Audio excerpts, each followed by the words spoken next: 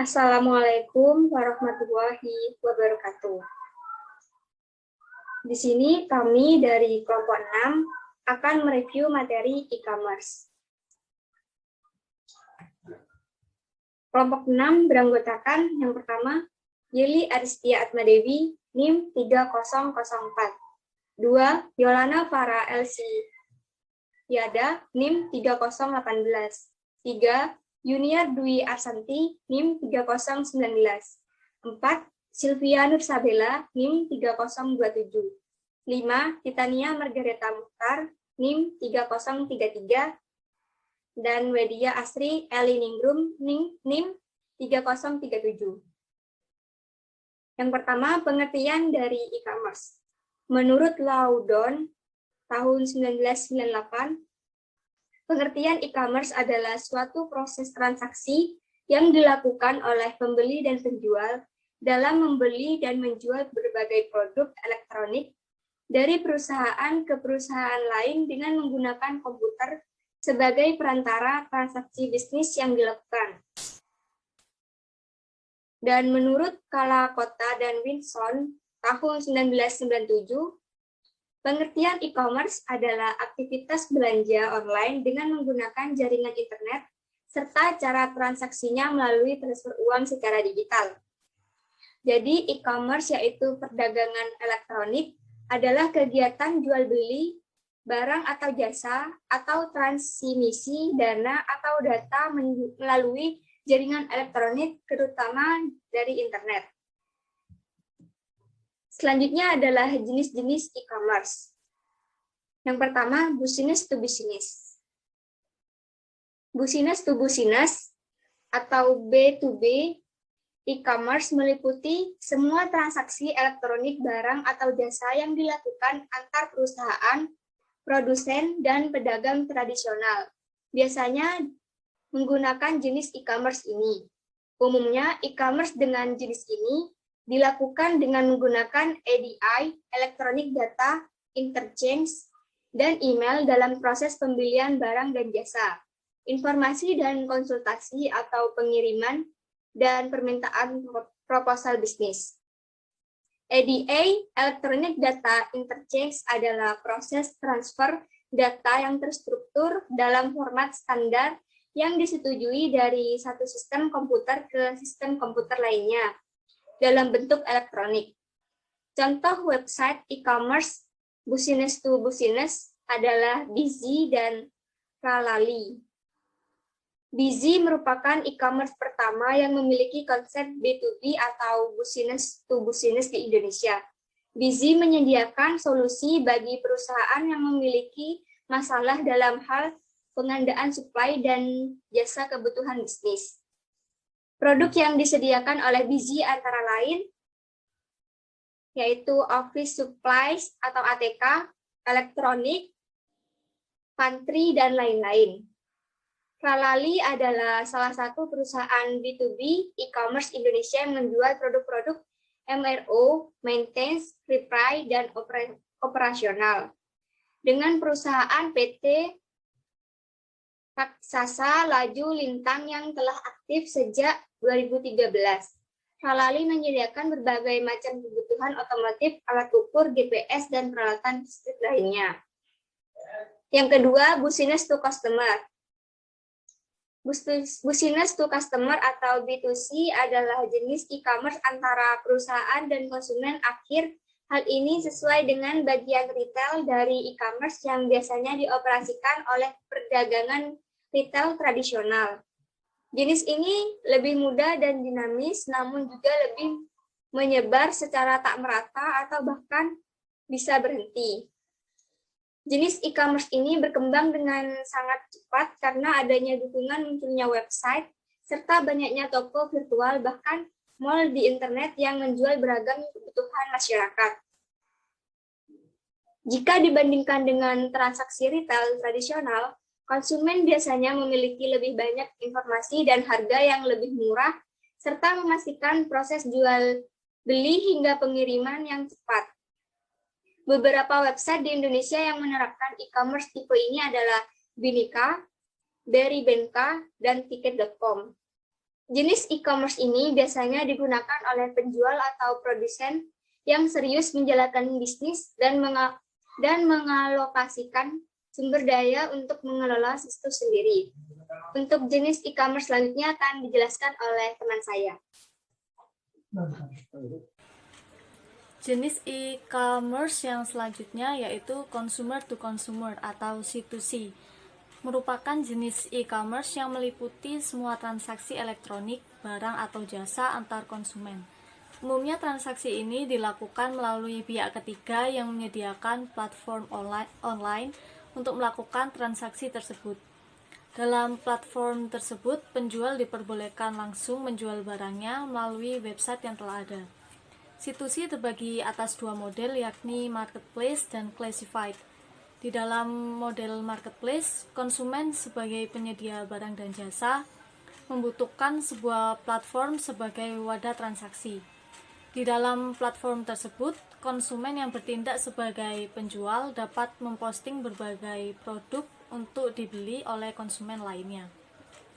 Kemudian model classified yang memberikan kebebasan terhadap penjual dan pembeli untuk bertransaksi secara langsung.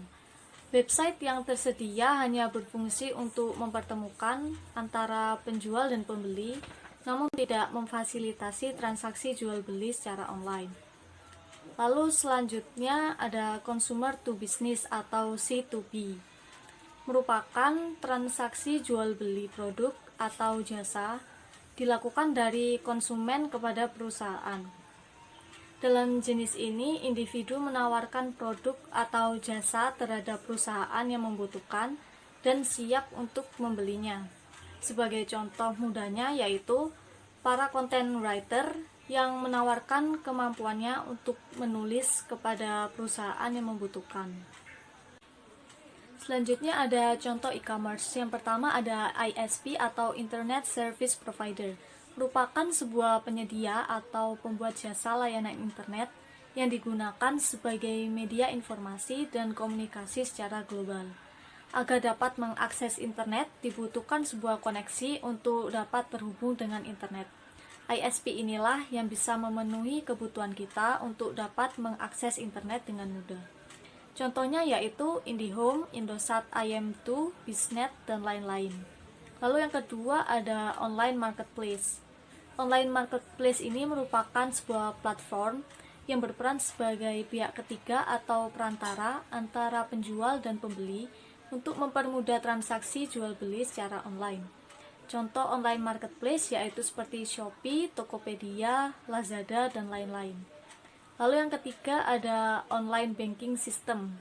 Merupakan kegiatan perbankan yang memanfaatkan teknologi internet sebagai media untuk melakukan transaksi dan mendapatkan informasi lainnya melalui website milik bank. Kegiatan ini menggunakan jaringan internet sebagai perantara atau penghubung antara nasabah dengan bank tanpa harus mendatangi kantor bank. Untuk selanjutnya akan dilanjutkan dengan teman saya. Selanjutnya, saya akan meneruskan penjelasan yang telah disampaikan oleh teman saya. Di sini saya Yuniardi Warsanti, NIM 3019, akan menjelaskan mengenai komponen e-commerce. Jadi, di sini ada produk, digital, fisik, atau jasa. Nah, dalam produk ini, jika kita menjual suatu barang melalui e-commerce, maka produk yang dijual yaitu bersifat digital. Karena kita hanya menjual foto tanpa ada bentuk fisik yang dapat dilihat oleh customer langsung. Jadi untuk produk yang dijual melalui e-commerce itu produk digital. Setelah itu tempat penjual produk. Nah, jika kita ingin menjual produk melalui e-commerce, maka kita harus menentukan tempat menjual produknya itu. Bisa melalui WhatsApp, bisa melalui IG, Marketplace, Shopee, Tokped, dan lain-lain. Yang ketiga, cara menerima pesanan. Nah, biasanya kalau kita mendaftarkan suatu produk kita di suatu e-commerce seperti Shopee, maka cara menerima pesanannya itu langsung melalui sistem Shopee tersebut. Tapi kalau kita masih melalui WhatsApp, ya kita menerima pesanannya via WhatsApp, membalas chat dari customer tersebut via WhatsApp, IG, ataupun tempat penjual produk kita secara online tersebut. Yang keempat, metode pembayaran. Nah, untuk metode pembayaran ini, jika kita menjual secara e-commerce, biasanya melalui ATM transfer via bank, bisa melalui Indomaret, Alfamaret, dan sebagainya. Dan untuk terkadang juga bisa tunai melalui sistem COD. Itu tergantung jasa pengirimannya sendiri, atau tergantung kita, atau tergantung si penjual menyediakan fitur COD tersebut atau tidak. Selanjutnya, metode pengiriman.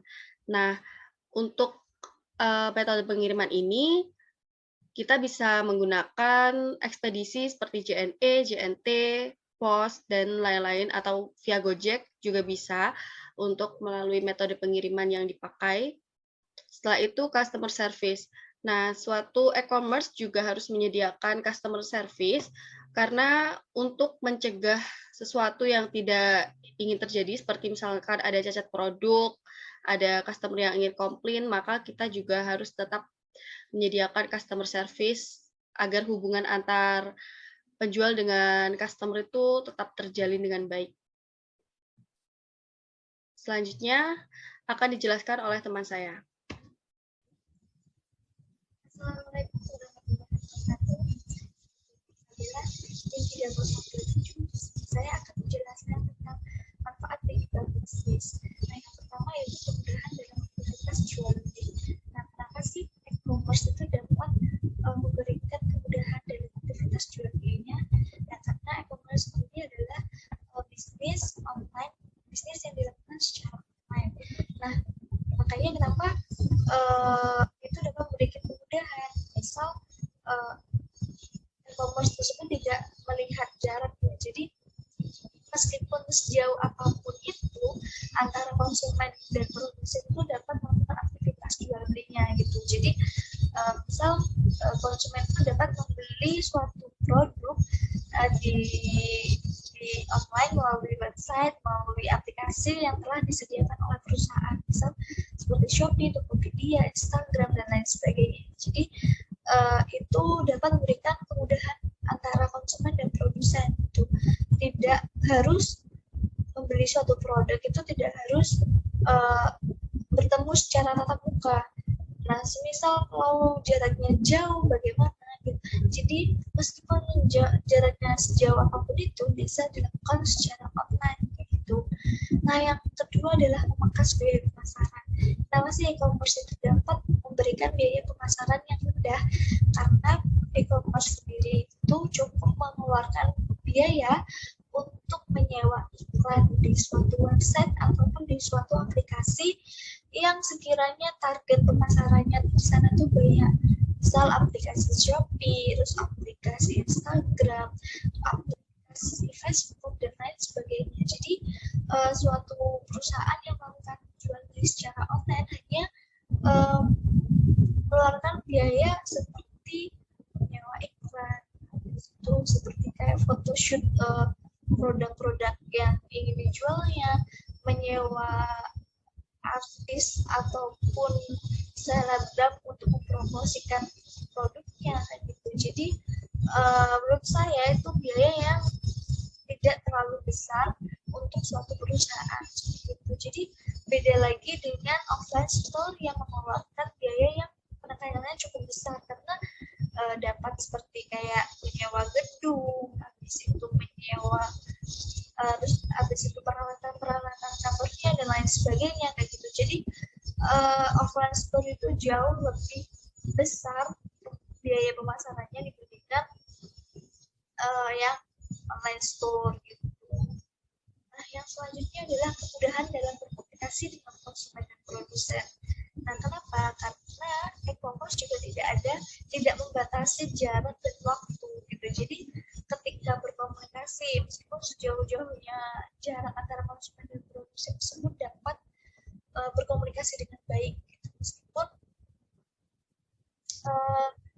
jauh ya jaraknya gitu. Jadi ketika konsumen tersebut menanyakan suatu produk kepada produsen, itu masih bisa gitu, melalui sosial media yang telah disediakan oleh perusahaan gitu. Jadi ketika konsumen juga mau mau komplain itu bisa langsung ke sosial medianya yang tersedia. Jadi tidak harus datang ke offline store. Lalu yang kedua adalah kemudahan dalam tidak membatasi waktu. Jadi ketika konsumen tersebut komunikasi di atas di luar jam kerja juga masih bisa gitu, karena e-commerce tersebut buka selama 24 jam. Jadi ketika konsumen dan produsen tersebut melakukan aktivitas jual beli di jam malam, jam 12 malam, jam 1 malam, dan lain sebagainya, itu masih bisa gitu.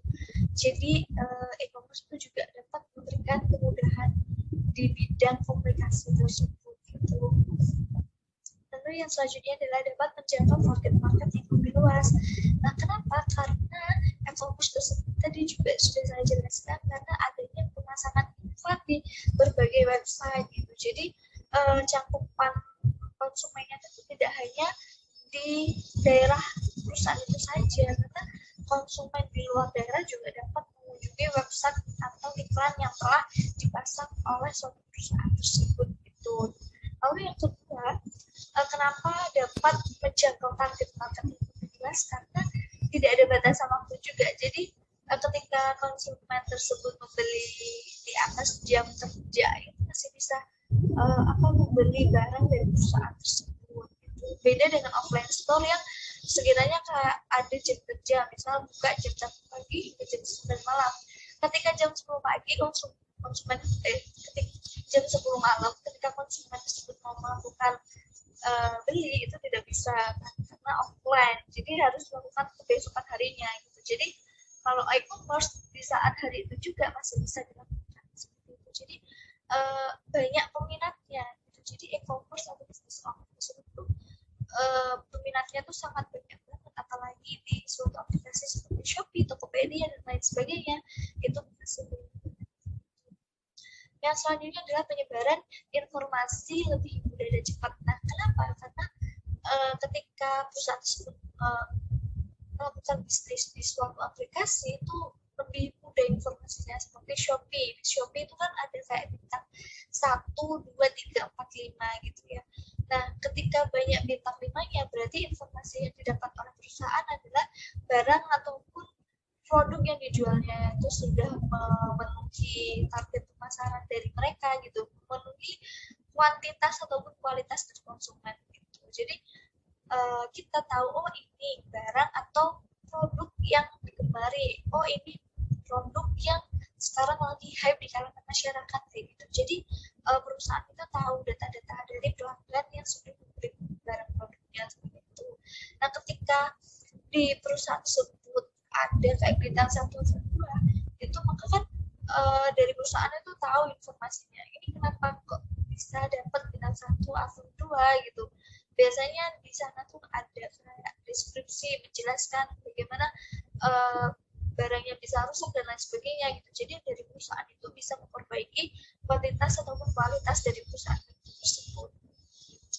Nah, yang selanjutnya adalah proses pembayaran menjadi lebih mudah dan cepat. Nah, di era sekarang, di era teknologi itu banyak sekali aplikasi-aplikasi yang dapat membantu pembayaran itu lebih mudah dan cepat. Misalnya mobile banking, Shopee Pay, OVO, Dana, dan lain sebagainya. Jadi antara konsumen dan produsen tersebut tidak harus bertemu secara muka dan membayar secara cash. Ketika jaraknya jauh, kita masih bisa membayar melalui aplikasi-aplikasi tersebut.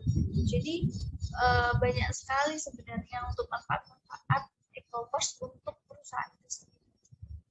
Mungkin untuk pembahasan selanjutnya akan dibahas oleh teman saya.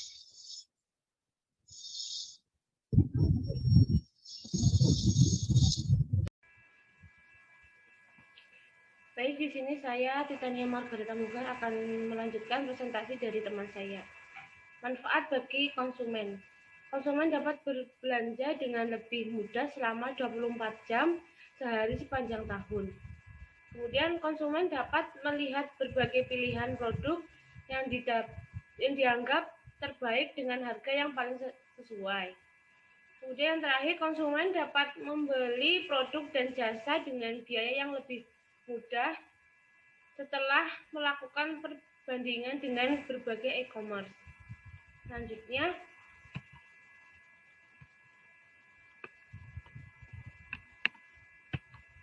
dampak positif.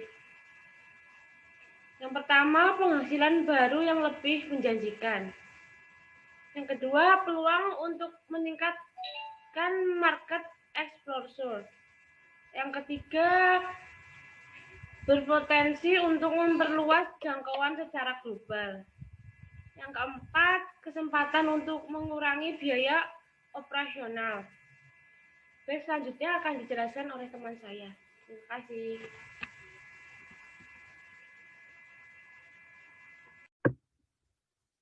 Assalamualaikum warahmatullahi wabarakatuh. Saya akan melanjutkan presentasi dari teman saya, yaitu dampak positif yang kelima, ada kemudahan dalam membangun dan meningkatkan customer loyalty. Yang keenam, meningkatkan mata rantai pendapatan atau value chain. Yang ketujuh, membantu mempersingkat waktu produksi. Yang kedelapan, dapat meningkatkan supplier management. Selanjutnya yaitu ada dampak negatif. Dampak negatif yang pertama, terjadinya penipuan. Yang kedua, pencurian data. Yang ketiga, potensi kehilangan kesempatan bisnis. Yang keempat, kampanye negatif. Yang kelima, potensi kerusakan sistem elektronik. Sekian presentasi dari kelompok kami. Kurang lebihnya mohon maaf. Wassalamualaikum warahmatullahi wabarakatuh.